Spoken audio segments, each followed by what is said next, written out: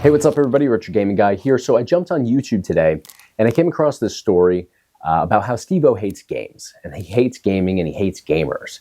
And it was interesting because I watched the one video, and then you know how the YouTube algorithm kind of takes you down a rabbit hole. Once you've spent time on one specific video, they'll recommend a bunch of similar things. So I dove down that rabbit hole and I saw a lot of talk about how Steve-O hates gaming, gamers, and all of that. And it was something that wasn't foreign to me because I'm actually a big fan of Steve-O's. I subscribe to his channel. I watch his content pretty closely. And more specifically, his podcast, which I really enjoy. I think it's a great podcast. He has great guests, and he handles himself very well on there. So I am a big fan of his, and I'm not really a fan for the typical reasons that most would be a Steve-O fan. I grew up on Jackass, and I think Wild Boys was just a phenomenal show that is grossly underrated. But I'm a fan of him for those reasons, but I think that he's an amazing person because he was able to turn his life around 100%. I remember watching him on MTV, and I forget what it was. I think it was a special, and it basically just showed him at the height of his addiction, or I should say depths of his addiction. And he was getting like cases of like nitrous oxide and huffing it. He was just going through an insane time with his addiction, and it was really uncomfortable to watch. It was like watching somebody die in front of your eyes, and you couldn't do anything about it. So I just remember that vividly, just watching, him descend into this addiction. And I think fairly soon after that, he ended up going to rehab and getting clean and sober, and he's maintained his sobriety for a really long time.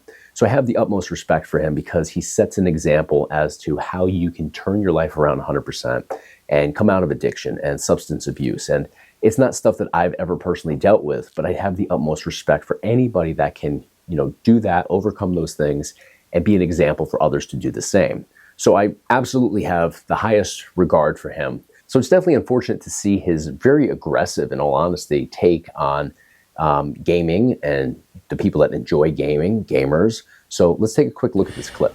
And this is why I hate video games, is because I think that I think that it's just a criminal waste of time and energy and effort.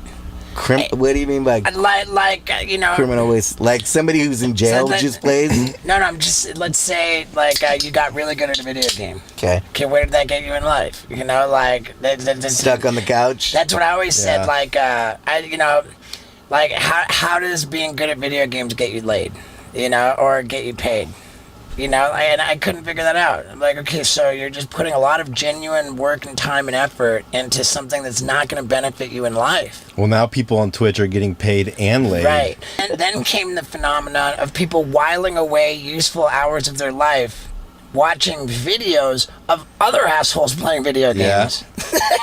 Yeah, I mean, my cousin's watching Minecraft, people playing and talking about, narrating their whole experience. I was on an American Airlines flight, I think, or some European flight, and in their little video on demand library of the airplane, there was a documentary called "Are Video Games Really Dangerous?" or does video game violence lead to real life violence? And I thought, ooh, that's an interesting topic, and I watched the whole thing, and they said, basically, to paraphrase what the whole takeaway was that there is no link between video game violence and real life violence, but there's a huge link between playing video games and being a complete fucking loser. Oh my God, that's not what it is. Well, I think that's why Americans are fat and fucking lazy and unmotivated, because they're not getting outside and exercising. They're sitting on the fucking couch playing stupid video games. Yeah. So that's a lot to take in right there. He seems very passionate about his opinions here. He seems like it's almost personal for him, which is interesting because I haven't seen anybody really take gaming personally like this in a negative way, except maybe a really frustrated parent. And that's not the case here for Steve-O.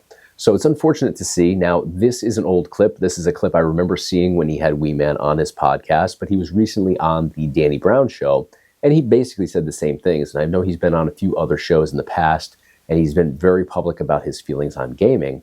And it's interesting because it's 100% negative. He doesn't have a nice thing to say about it. And today he actually came out and he kind of tried to retract his statements and kind of diffuse the situation a little bit, because he has had a lot of pushback and he has, gotten a lot of hate for the things that he has said, because I assume that a big part of his fan base is probably made up of gamers. And he, in fact, has been in video games himself. I know he's in one of the Tony Hawk Pro Skater games. Jackass actually had a video game that I think was released to 2 different platforms. So I never played that one, but for somebody that's been paid to be in video games, it's a very interesting thing to, have a heated take on. So I don't appreciate what he has to say as somebody that, is a part of the gaming community. And I actually use gaming as a positive, not a negative in my life. For me, it's a way to unwind. Some people at the end of a long day will, maybe smoke a joint or have a drink. I don't do that. I'm not a drinker. I've never used drugs a day in my life. I play games, and I don't play a lot of games. I have 3 kids, so I stay very busy. I do a lot of video content here on YouTube, much like Steve-O does, but that can be draining sometimes. So at the end of the day, I'll jump on Fortnite, and I'll play with my son, and it's a bonding experience for me and my stepson to game together, to, join up and take on some people in Fortnite for, half hour or an hour at the most usually. I think moderation is definitely key with gaming, especially for kids. So I'll agree with Steve-O to some extent with stuff like that. But it's definitely got a lot of positives. For me personally, I met my wife when my stepson was 2 years old. I didn't have any idea how to, be a step parent or to relate to a child. And we got into gaming together, and we started off with obviously child-friendly games, and we've kind of moved up from there. Fortnite, I think, is still child-friendly for the most part, but we've really bonded over it. So it's been a great way to kind of bond with him over the years. And now we're 9 years in, and we're still, enjoying that hobby together. But in addition to that, there's a lot of people that, much like Steve-O, face addiction, and they want to change their lives. They want to turn their lives around. They want to overcome addiction and maybe get clean and sober, but not only get clean and sober, maintain their sobriety like Steve-O has. And they use gaming as a tool to do that. It's a way to spend time on something that is positive. And obviously, when you quit a bad habit like drinking or using drugs, you're freeing up a lot of time that you've previously spent on this negative habit. You have to fill that time. You have to get your mind off of that stuff. And using gaming as that is what a lot of people do.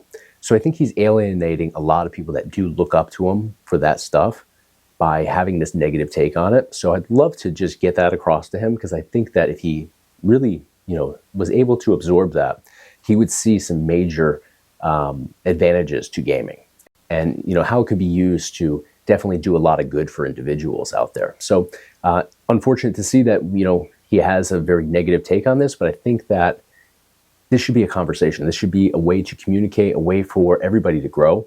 I don't think it should be a reason to totally write the guy off or cancel him in any capacity or hate on him. That's not the case.